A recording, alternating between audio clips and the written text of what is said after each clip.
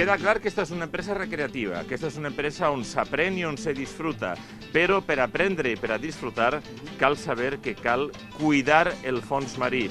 Es básico, o sea, el mar es fundamental que esté absolutamente cuidado y que esté libre de plásticos, de contaminación y todo eso. Es necesario que tengamos esa alerta social de cuidar el mar como si fuese nuestra casa. Estamos promoviendo este tipo de actividades una vez o dos a la semana. Intentamos recoger plásticos porque es lo que da vida a Alicante, es la esencia de Alicante, el mar, y no nos damos cuenta, però és superimportante.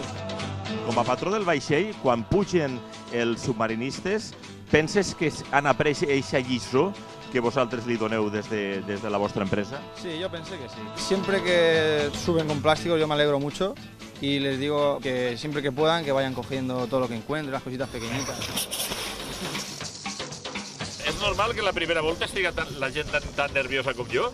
Pues sí, además esto tiene como una pequeña barrera psicológica. No me fastidies, Cristóbal, que ara n'hi ha una barrera psicològica. Hay que pelear contra eso. Ya.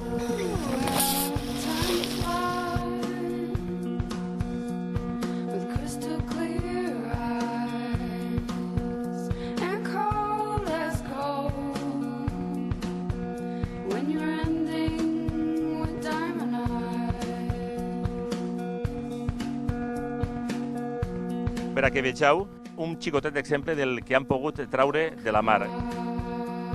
Aparte de plásticos y basura, que nos encontramos siempre, hay cada vez más artes de pesca fantasma. Esto, aparte de ser para los peces una trampa mortal, es también peligroso para los buceadores.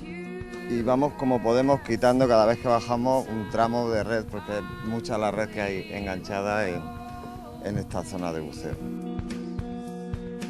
Gràcies als amics de la Sal. Bon dia!